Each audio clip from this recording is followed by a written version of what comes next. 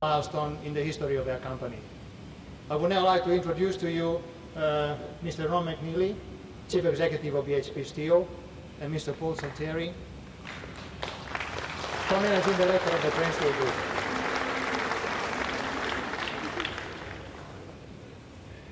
Mr. Minister, Mr. Consul General, Transfield executives, and ladies and gentlemen.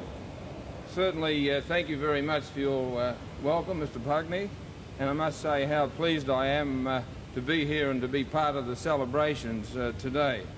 We at BHP Steel have certainly been very delighted to be part of this project, and we believe that it's a project that certainly will be the beginning of more and similar projects of that nature in the future. The real benefits that I see in the years to come will certainly flow from this project and the establishment of a set of interactions, both commercial, industrial and culturally, between Australia and Indonesia. And as a result, Australia and Indonesia will have opportunities to grow together in various ways that I believe would not have been possible without a project such as this. I can continue to grow strongly in the direction of building close relationships and cordial ties with our huge neighbours to the north. We will find ourselves frozen out of lucrative markets, both culturally, socially and politically. This particular project is very significant. As you know, we're here today to celebrate what we regard as a very significant milestone in our business. A tonne of steel plate from BHP's plant at Port Kembla Steelworks to Transfield. And in fact, there's the plate over there. We don't deliver them all painted in that form, but if you'd like them delivered like that with an appropriate price extra, it can be handled. 2/3 of the steel that we delivered was delivered to Transfield's plant here in Seven Hills, whilst about a third, or the other third, was delivered directly to the Transfield joint venture in Indonesia, Transbakri, as part of the Australian agreement with the Indonesian government. All of us associated with this project realise that 100,000 tonnes of steel is a lot of steel. But how much is 100,000 tonnes of steel? And perhaps the best way to describe it to you is to say that the steel that was used, or to outline that the steel that was used in building the Sydney Harbour Bridge, which was completed 59 years ago, totalled 52,800 tonnes. So the amount that we're talking about today is twice the amount of steel that was used to build the Sydney Harbour Bridge. And the output of our plate mill in Port Kembla on an annual basis is around 350,000 tonnes per year. So an order or a project for 100,000 tonnes of steel spread over 7 years is particularly significant to us, and particularly significant to the viability and the loading of those Port Kembla facilities in Indonesia and the success that it has led to. Now, I'd now like to present a plaque commemorating the delivery of this 100,000 tonne of steel plate to Mr. Paul Salteri.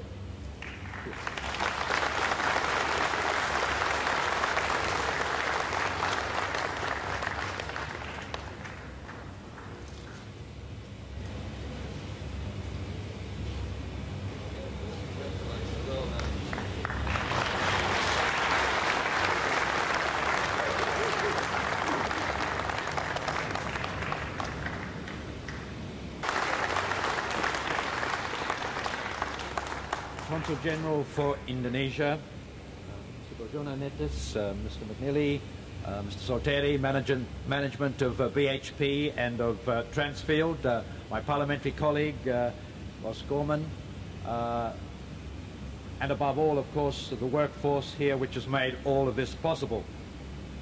It is, of course, a great day to be celebrating the 100,000 tonne of steel to Transfield for the manufacture of bridges in Indonesia.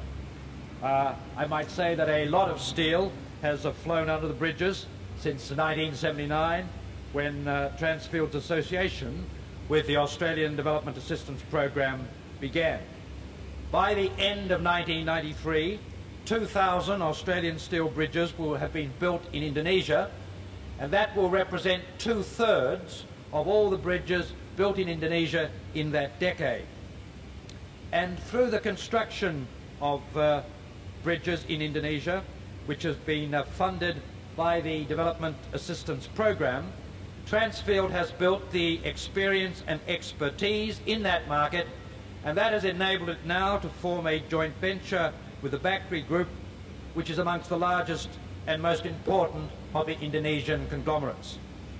This joint venture, we hope very much, will be the basis of further expansion into other Asian markets, into Malaysia and into Vietnam. This is then a very important occasion for Transfield, for BHP, and indeed for Australia, because Transfield's successful presence in Indonesia is a signpost pointing to the direction of exporting to Asia in particular, on which we must all concentrate. And it's a signpost, I hope, that other Australian companies will follow. Because for too long in this country, exporting has been regarded as a kind of risky diversion from the serious business of supplying the domestic market. And that attitude and the inefficiencies of decades of protection, both for this country and for Indonesia. Because what Transfield and BHP have done is not simply to build bridges in Indonesia, but to build bridges with Indonesia. I congratulate them on that, and I hope that other Australian enterprises will take up the Indonesian and the Asian challenge. Thank you.